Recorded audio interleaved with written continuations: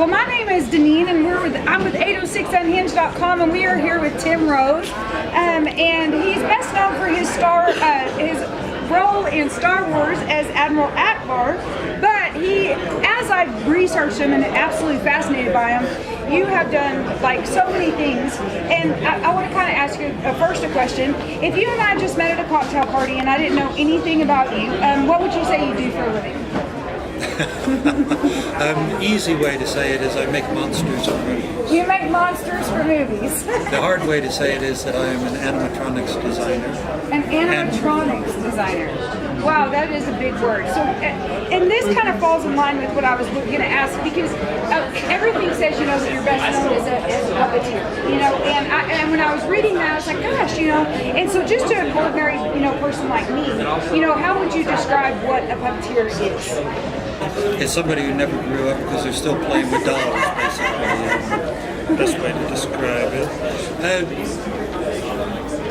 There's sort of a difference between puppeteers and actors. Puppeteers prefer having other objects be the character, whereas actors want themselves to be the character.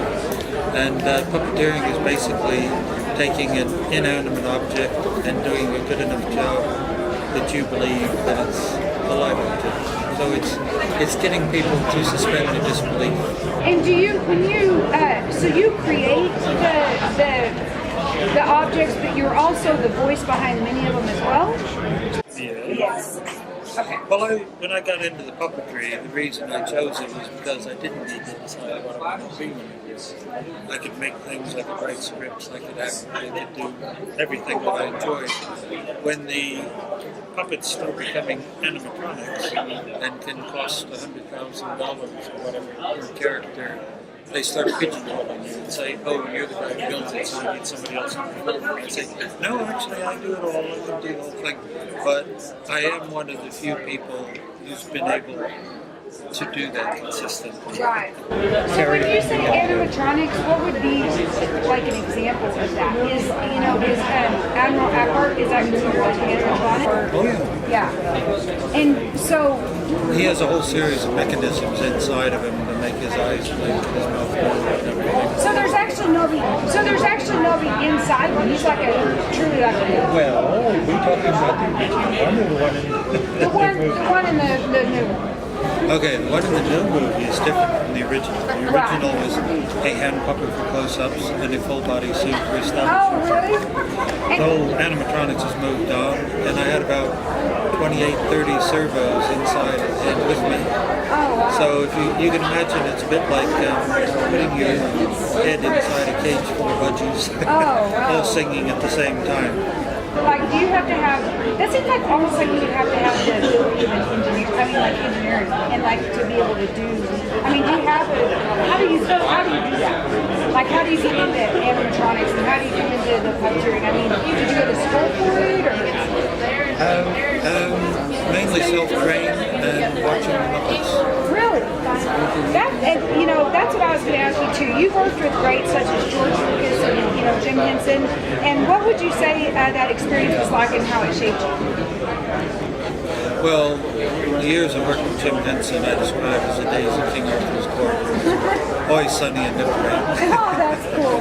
He was, he was a product of the 60s. And for a little while in the 60s, people felt that they could change things and change the way I have another one where we do business. And Jim did change the way that he did business. And he made everybody in his company effectively an equal partner in his business. Oh, wow. And we all were listened to, and we all had ideas, and we could speak up and give our ideas. And he would cherry pick those ideas and say, "Let's go with that one." And that's amazing because that's what probably made him start. Him and you guys so extremely successful. To have somebody that is willing to take the ideas of everyone, because 20 heads is better than one. he didn't feel threatened by people with good ideas. Yeah. Whereas most bosses feel terribly threatened when people have good ideas and immediately stomp at them with great ideas. Yeah. As most of my bosses did after I stopped working for them. Right. Okay, so like you played in the 1983 Star Wars, and then again in 2015, and then you're gonna, be in the 2017. That I'm asking you, is that correct? No. Oh, okay. Okay, so you did the 2015 though, right? I did. Okay. I'm allowed to say that. Okay. So what would you say is the difference in playing the role since George Lucas sold to Disney? Have we got 5 hours? I mean, is it just, if you could put it not, in a nicer, sweet way, but like what, I mean, I would think it would be vastly different. It was vastly different. Well, the entire business is vastly different. Back in those days, we would all get, and then they would leave us alone to just get on with the job. And now everything is done by test audience and by committee and by whatever. And you feel much more like you're a drop-down menu on a computer screen that gets clicked off on a list of things. It's far more impersonal than it used to be. Yeah, and I think that's kind of like in every industry, not even just, I mean, like I'm in marketing and it's that way, and I've been doing that for, 22 years, and it's like a lot different. I find that what things I think about my own business when I talk to other people in entirely different walks of life, we're all going through the same sort of things. Yeah, it's crazy and special, and just, the smarter the world gets, it seems like the harder things get, so. It's time to bring back the Yeah, I agree. And so. We need a new system. Yeah. So, growing up, Howard the Duck and The Dark Crystal, which I was very impressed that you were a part of, were two of my favorite movies. And so what was your favorite part about playing each role, as they're both so different, but they're still classic movies? Well, I did an awful lot more than just what my role was that's in the credits of the film. Because I built the radio called Faces for Jen and Kira and helped develop the Monstriders and did all that sort of stuff. And we all worked together on things projects, did the modelings and the show. Yeah. I got to be one of the Garfield smashing into The Tower, that's the film that I'm the proudest of. It's really the fact that it's been abused the most severely. Yeah. Because as a puppeteer, as I said, our job is to take an inanimate object and make you believe it's alive. Right. And for all the complaints that you can make about Howard, I think we kept that duck alive in every single shot that's in the movie. Yeah, it was that. And that's what I'm very proud of. Because you have to understand, now they just film it, we didn't get that right, but we fix it in post, we'll use CG. In those days, it was all done in camera, so every single one of those takes, we had to work out how he was going to do it. And then get it right for the take, and then carry on and make the thing for the next take. So it was incredibly hard work. But hard work also gives the greatest reward. Yeah, it was very hilarious and awesome. I loved it. You were awesome. I tell you a funny Howard story. Yeah. I never used to keep Howard the Duck on my table because it was a film that we talked about. And I got invited to Sweden to do a convention.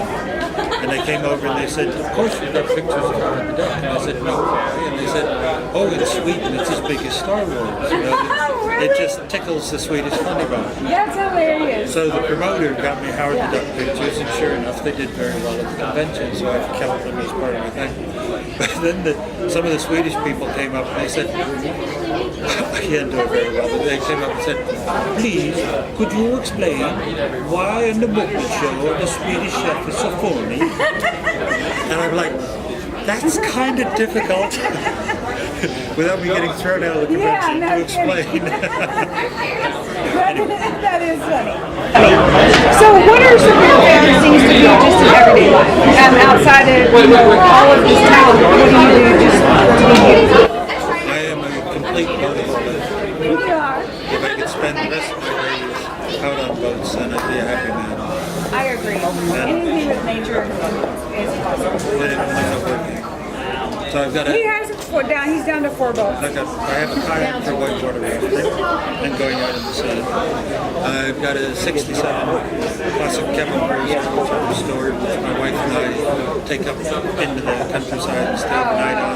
And I've got a sailboat that I go sailing on because she doesn't like boats that lean over. Yeah, no kidding. That is kind of scary. Yeah. Well, and I'm sure that you have a huge following, you know, in your fans, and that it's very diverse. So, how can your fans, if you were to tell them, you know, keep up with you with your past project and future projects? What's the best way that they can, you know, is it YouTube? Is it Facebook? I mean, what do they do to stay in line to know what's going on with you? I don't. I spent too many of my years in the world without computers in it. And I've already gotten in trouble several times just by joking with somebody in one of these interviews and things. So I don't do Facebook. I don't do. Well, that's actually, you know, really seriously, that's probably very helpful. And I'm always really surprised when people want to know. Yeah, well, it's actually really, I think, probably very healthy, because for the people now, I mean, like how, you know, modern things have gotten, like with Facebook, I think it causes more divorces and fights and, you know, just anything than it does, you know. So actually, you probably have a pretty much happier life than the rest of us. It certainly does my job. Yeah. She always has to text me, and when I text back, then she gets angry with me. And I was joking. I forgot to put my smiley face after my joke. Anyway. Okay, so you can't talk about your new movie that might be coming out, and so well, do you have other ones besides Star Wars that might be coming out? You do? You can't say about any of them? That stinks. Oh my God, I used to love this TV show. You did this too? I designed and built the baby. I love that Dinosaurs show. TV show, and I built Boss Richfield, the head of the Say So Corporation. That's cool. I love that show. Do you remember it? It was the dinosaurs. And he made the baby. Well, thank you very much for giving us your time, and I really enjoyed talking with you. It was very nice to meet you. Perfect.